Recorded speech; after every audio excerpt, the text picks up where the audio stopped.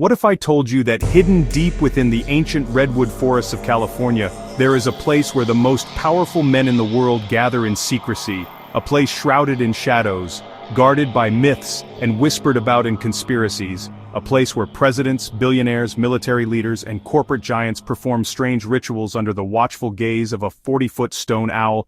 This is Bohemian Grove, the hidden retreat of the elite, and tonight, we are pulling back the curtain on one of the darkest mysteries of modern history. Founded in 1872 in San Francisco, the Bohemian Club began as a gathering of artists, actors, and writers seeking escape from the noise of the city. But over time it became something much more sinister.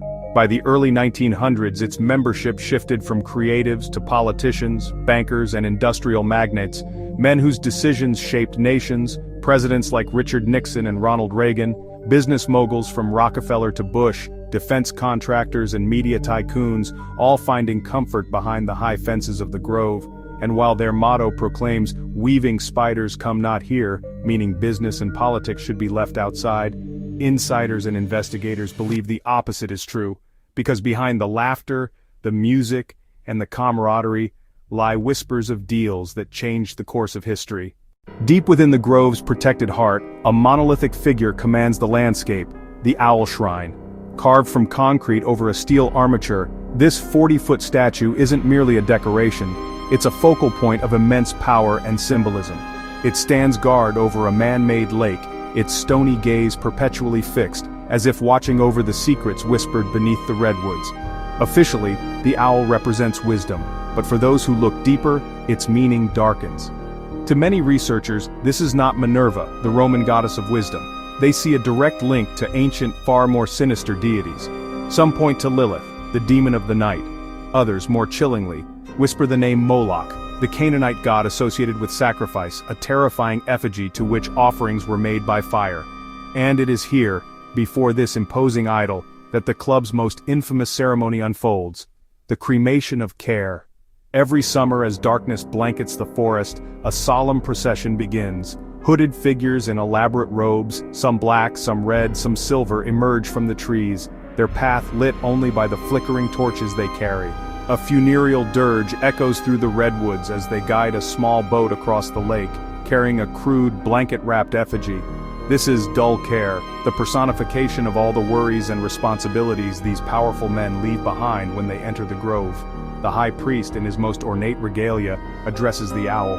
He speaks of the burdens of the world, the gnawing anxieties that plague the minds of even the most powerful. Then, with great ceremony, the effigy of dull care is placed upon a stone altar. The members chant in unison, their voices a low, guttural hum that seems to shake the very ground. They beseech the owl to accept their sacrifice, to cleanse them of their worldly concerns, so they may be reborn in the spirit of the Grove. The club insists this is all elaborate, collegiate-style theater, a symbolic killing of their troubles. But critics and former members paint a far more disturbing picture. They argue that a ritual is a ritual, and the intent behind it is what matters. Is it merely a play, or is it a genuine occult ceremony hiding in plain sight? The symbolism is too potent to ignore. The robes, the chants, the sacrificial fire before a pagan idol. Some call it a blatant display of occult worship, a binding ritual that solidifies the members' allegiance not just to each other, but to a darker, hidden power structure. They see it as proof that the world's elite are not just connected by wealth and influence, but are bound together by shared rituals too strange, too dark to ever admit to the public they govern. For decades, these stories were dismissed as paranoid fantasy. Then in the year 2000, the veil was torn. Journalist Alex Jones and his cameraman Mike Hansen managed to do the unthinkable. They infiltrated the Grove. Armed with a hidden camera, they navigated the dense forest, evading intense security patrols for hours. What they captured was grainy, shaky, and utterly world-changing. The footage, smuggled out and released to the public, showed the cremation of care in shocking detail. The robed figures, the giant owl, the burning effigy, it was all real. The stories were not mere legend. For the first time, the public had a glimpse into the bizarre rites practiced by presidents, CEOs, and global leaders. Jones's exposé opened the floodgates. Since then, a trickle of insiders and former employees have come forward, their identities often concealed for their own safety. They speak of not just one ritual, but many strange gatherings. They describe the jarring contrast of powerful men engaging in drunken revelry and juvenile theatrics one moment, then retreating into secluded cabins for secret meetings the next. It is in these lakeside talks and private meetings, they claim, that the real business of the Grove is conducted. Policies are not just discussed, they are forged. Wars are not just debated, their strategies are born. Whispers persist that the Manhattan Project, the decision to build the atomic bomb, was conceived here in 1942. It begs the question, how many other global events were decided not in parliaments or Oval Offices, but here, in the shadows of the redwoods, long before the public ever heard a word? One of the most chilling claims is that the Manhattan Project, the creation of the atomic bomb, was first conceived within the Grove's walls. Imagine the weapon that would change the course of humanity being born in a place of secrecy, under a giant stone owl. The symbolism is powerful and terrifying. And the connections to Freemasonry cannot be ignored. The owl has long been associated with esoteric societies, with the goddess Minerva, with hidden knowledge, and in Masonic symbolism wisdom and secrecy walk hand in hand. Could the Grove be more than just a club? Could it be an extension of an ancient brotherhood, a secret council that hides behind the mask of summer retreat? Critics and conspiracy theorists believe so. They point to the secrecy, the oaths of silence, the bizarre ceremonies, the exclusion of women, and the uncanny similarity to Masonic lodges. Some even call it the American branch of a worldwide network of secret societies that have ruled for centuries, guarding knowledge, shaping politics, and pushing humanity toward an unseen goal. Beyond the swirling conspiracy theories lies an undeniable reality. Every summer, a pilgrimage takes place. The world's most powerful men, presidents, titans of industry, and military leaders, vanish from the public eye. They travel to a remote, 700-acre redwood forest in Northern California known as Bohemian Grove. Here, they shed their titles, becoming simply bohos. But what truly happens when the gates of this exclusive sanctuary swing shut? What are they discussing behind closed doors, shielded by ancient trees and an impenetrable wall of secrecy? The official story is one of respite, but the guest list suggests something far more significant. This isn't just a vacation, it's a summit of the shadow elite. Are they debating the fates of nations, charting the course of global economies, and deciding the outcomes of wars before they even begin? Or is it all, as defenders claim, simply harmless fun? The official narrative paints a picture of a summer camp for the overachiever, a place for indulging in elaborate theatrical productions like the annual Grove play. They attend lakeside talks, where influential figures give off-the-record speeches. It's presented as a much-needed break from the crushing weight of responsibility. But this narrative feels thin, a carefully constructed facade designed to deflect curiosity. Because if it is truly just harmless fun, why the extraordinary secrecy? Why the need for a fortress in the middle of a forest? The perimeter is secured with high-tech surveillance, motion sensors, and thermal imaging. The grounds are patrolled by a private security force of ex-military and Secret Service agents. Miles of fencing, some topped with barbed wire, snake through the woods, with stern signs warning against trespassing. This isn't the security for a simple retreat, it's the security for a military installation. What could possibly be happening inside that requires such a paranoid level of protection? The silence from within is deafening, and the fear of exposure is palpable. When confronted, the few members who comment often laugh it off with a dismissive smirk. They call it a harmless tradition, an overblown fraternity party, or something the public just wouldn't understand. This very dismissal is a red flag. It's a classic tactic of the powerful. Belittle the question to avoid the answer. But history teaches us a crucial lesson. Power rarely hides without a compelling reason. The deeper we dig into the Grove's past, the stranger it becomes. This isn't just a tradition, it's an oath of silence, a code of omerta shared among the global elite for over a century. And then there are the lists. Leaked guest lists and internal documents provide a chilling glimpse into the heart of the organization. The names read like a who's who of modern history, sitting presidents from Hoover to Reagan, cabinet members, CIA directors, and five-star generals. The CEOs of the largest corporations on Earth, oil, banking, defense, and media. Researchers allege that the Manhattan Project, the secret plan to build the atomic bomb, found its genesis during a meeting at the Grove in 1942. Coincidence? Or is this where informal agreements become binding policy? The lists aren't just names, they are a map of consolidated power, a network of influence that transcends borders and democratic processes. This concentration of power leads to the most disturbing speculation of all, that what we call democracy is little more than an elaborate performance. The campaigns, the debates, the elections, all a grand piece of political theater. The real script, some argue, is written here, in the shadows of the Grove. Imagine the fate of nations, the direction of the global economy, the decision to go to war, not decided in parliaments or congresses, but whispered around a campfire. The future of billions, charted not in the hallowed halls of the United Nations, but in a clandestine forest gathering, under the watchful gaze of a 40-foot stone owl. This suggests a shadow government, a hidden hand guiding history, accountable to no one but its own members. The foundations of our society could be a carefully managed illusion, with the real power brokers pulling the strings from the shadowy depths of Bohemian Grove.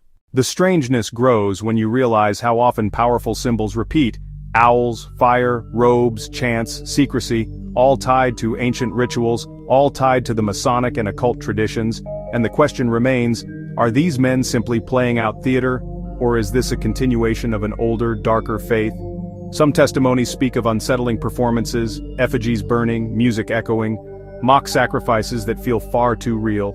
There are stories of power drunk on secrecy, of men losing themselves in rituals they claim are symbolic. But what if the line between symbol and reality has long since blurred? What if the Grove is not just a place of retreat, but a temple of influence where ideas are forged, oaths are made, and destinies are sealed?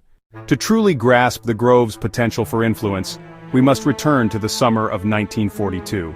Think about the secrecy of the Manhattan Project. It wasn't just a classified military operation, it was a philosophical Rubicon. A handful of men, operating entirely outside of public knowledge or consent, were about to unlock the power of the atom. And where did the foundational planning meeting for this world-altering weapon take place? Not in a fortified government bunker, but right here, under the redwood canopy of Bohemian Grove. The very same mindset was at play. Hidden meetings, closed doors, and decisions far too powerful, too terrifying, for public scrutiny. Imagine the scene. J. Robert Oppenheimer, Ernest Lawrence, and top military brass, sitting by a lake, casually discussing the blueprint for Armageddon.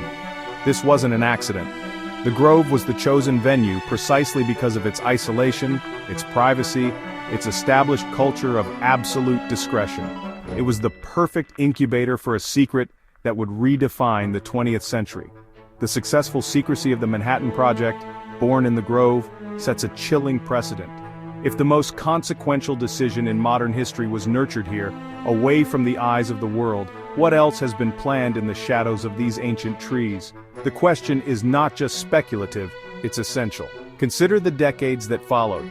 The Cold War, a 45-year standoff that held the world hostage, was orchestrated by men who were all prominent Bohemians. Could the strategies of containment and brinkmanship have been refined during their annual vacations? Think of the major financial shifts. The decision to detach the US dollar from the gold standard in 1971, a move that fundamentally reshaped the global economy, was made by President Nixon, a longtime member just a few years after his famous 1967 lakeside talk at the Grove, a speech that many believe launched his successful presidential campaign. Global conflicts, sudden financial crises, the rise and fall of political ideologies. Could the seeds of these events have been sown not in parliaments or on trading floors, but during hushed conversations in a private forest? The thought is terrifying, yet it becomes impossible to ignore when you examine the network surrounding the Grove. This isn't an isolated club. Some researchers and whistleblowers insist the Grove is a crucial, perhaps even spiritual hub, connected to a larger, interlocking directorate of global power. They point to organizations like the Bilderberg Group, the annual off-the-record conference of European and North American elites. They point to the Trilateral Commission and the Council on Foreign Relations. Many members of the Grove are also members of these other groups. It's not a coincidence. It's a feature. Imagine a vast, invisible web of influence. The Council on Foreign Relations acts as the intellectual engine generating policy.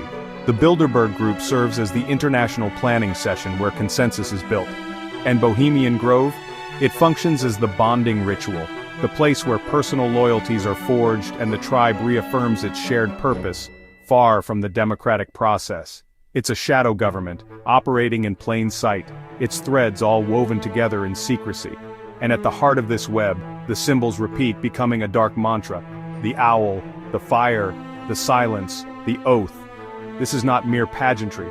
For centuries, secret societies have understood the profound psychological power of ritual. It serves to bind members together, creating an unbreakable sense of shared identity. It separates the insiders, those who have seen the fire and sworn the oath, from the outsiders, the rest of us. But it goes deeper. The cremation of care ceremony, where an effigy of dull care is sacrificed to the great owl, is a powerful piece of psychological theater. By symbolically burning their conscience, are these men freeing themselves to make ruthless decisions that will affect millions without the burden of moral consequence? The loyalty it ensures is absolute. The owl itself is a potent symbol. To some, it represents wisdom. To others, it's a direct link to ancient, forgotten deities: Lilith, Moloch, Minerva, gods of night, secrets, and sacrifice. Perhaps Bohemian Grove is simply the modern face of a very ancient practice. The desire for a select few to guide the destiny of the many is a story as old as civilization itself. From the mystery schools of ancient Egypt to the Knights Templar and the Bavarian Illuminati, small groups have always sought to operate behind the curtain of history, using esoteric knowledge and hidden rituals to maintain power. Is it possible that the Grove is the 21st century inheritor of this tradition? A place where the world's most powerful men shed their public personas and engage in rites that connect them to something primal, something older than the nations they lead or the corporations they command. Perhaps it is the meeting place where old gods are remembered, where the burdens of a public conscience are ritually burned away, and where new plans for our world are born in the dark. And so we are left with the haunting truth that every summer the men who shape our future vanish into the trees, into a place where cameras cannot see, where chants rise to the sky, and where fire consumes the effigy of care. What truly burns in those flames, just worries or something much darker? In the end, we may never know. But the mystery of Bohemian Grove remains a reminder that the world we see is not the world that is, that behind the curtain of power lies another stage, another script, and another truth waiting to be revealed. And if you want to keep exploring the world's most chilling secrets, the mysteries they don't want you to know, then make sure you subscribe to this channel, leave a like, and turn on the notification bell, because every day we dive deeper into the unknown, and trust me, the journey has only just begun.